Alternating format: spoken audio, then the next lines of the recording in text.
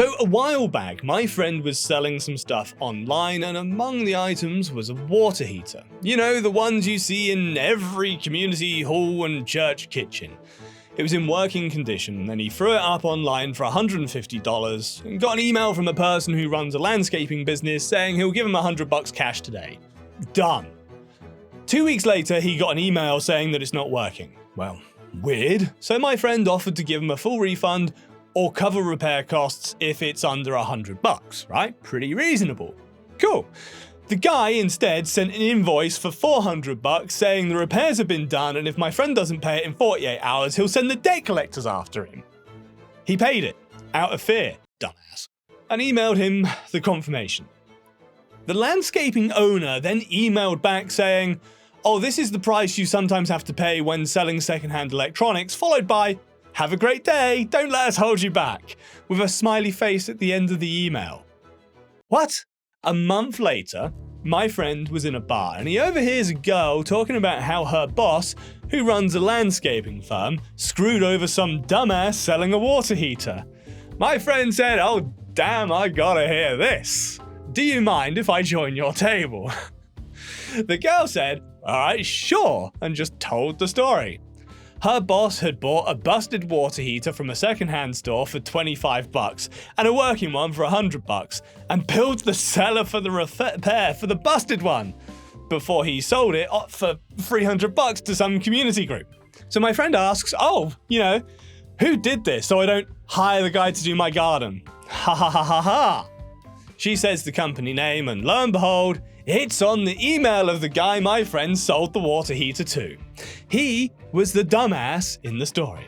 He told me he was pretty angry about it, but COVID then hit, so he had other stuff to worry about. 18 months later, he was browsing the website he originally sold the water heater on and saw a bunch of landscaping materials, shovels, gardening stuff, wheelbarrows, lights for working at night, drills, nail guns, construction materials, all of that, and a generator. Now, in my friend's location, apparently if you are selling a generator, you need to have a warrant of fitness for it, proving that it works, it's safe, it's not got flayed wires that are going to burst into flames, and that sort of thing. Most people ignore it, and he saw that this generator is being sold by the landscaping firm. This generator, he said, just by looking at it, there was no way in hell it would have a certificate of fitness.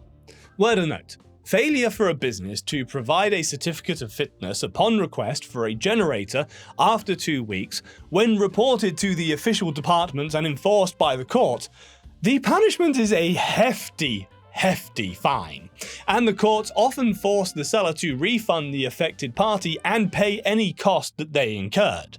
evilplottingmusic.mp3. He talked to his flatmate who agreed that they would go 50-50 on the generator, but he would transfer the money. Now, my friend had never met the landscaping firm owner face to face when selling the water heater. He left it outside and pickup was confirmed by a security camera. And when he gets there, it was clear that the owner, this grumpy old looking man who enjoyed yelling at his employees, had emptied out his storage unit. The owner was very much, as it is, no refund, and the flatmate showed him the transfer confirmation, and they take the generator for $800.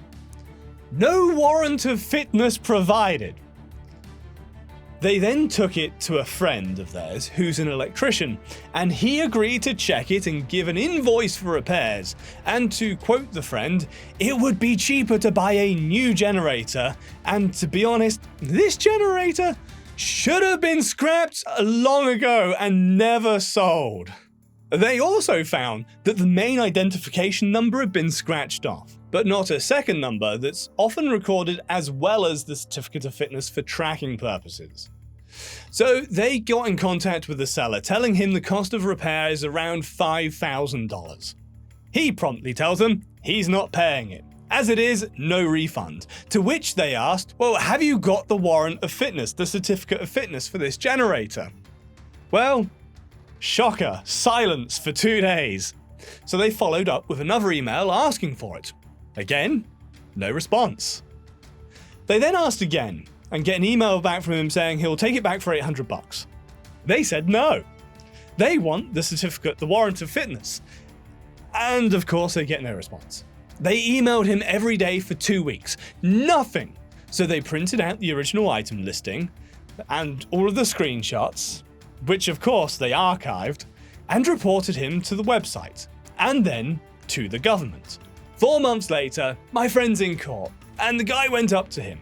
He tells him that he'll take back the generator for $800 and that my friend and his flatmate will be going in to tell the judge that the sellers refunded them and that they want it all dropped and, what's happened here is a full stop, end of story, and that's all of it.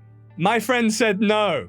So they went into the courtroom and it's over. It's over very, very quickly. So the inspector that the government sent out to inspect the generator stated that it was in poor condition, it should not have been sold, it was highly unsafe, and the seller had actually tried to get a record of fitness, a certificate of fitness in early 2021, but had been told that it was to be repaired or scrapped and that it was not to be sold. They identified it by the second number on the generator that they took down in the original attempt to get the warrant of fitness, which had not been scratched out like the first one. The judge ordered the landscaping firm owner to refund my flatmate the $800, pay the $5,000 for repairs to the generator, and was ordered to pay a $10,000 fine, which would be given directly to my friend's flatmate as the affected party. When they left the courtroom, the owner naturally was furious. He told them that under no uncertain terms he was paying them a penny more and that he couldn't understand what he had done to deserve such treatment. To which my friend said, "Remember that water heater?" And he gave him a very confused look. He said, "Remember that water heater you bought for $100? Well, I do, because I sold it to you. And I know that you had a different one repaired and invoiced me for it." Well, his jaw was just on the floor at this point. And then to just really hit it home, he just said, "It's a bitch, isn't it? When what goes round comes round."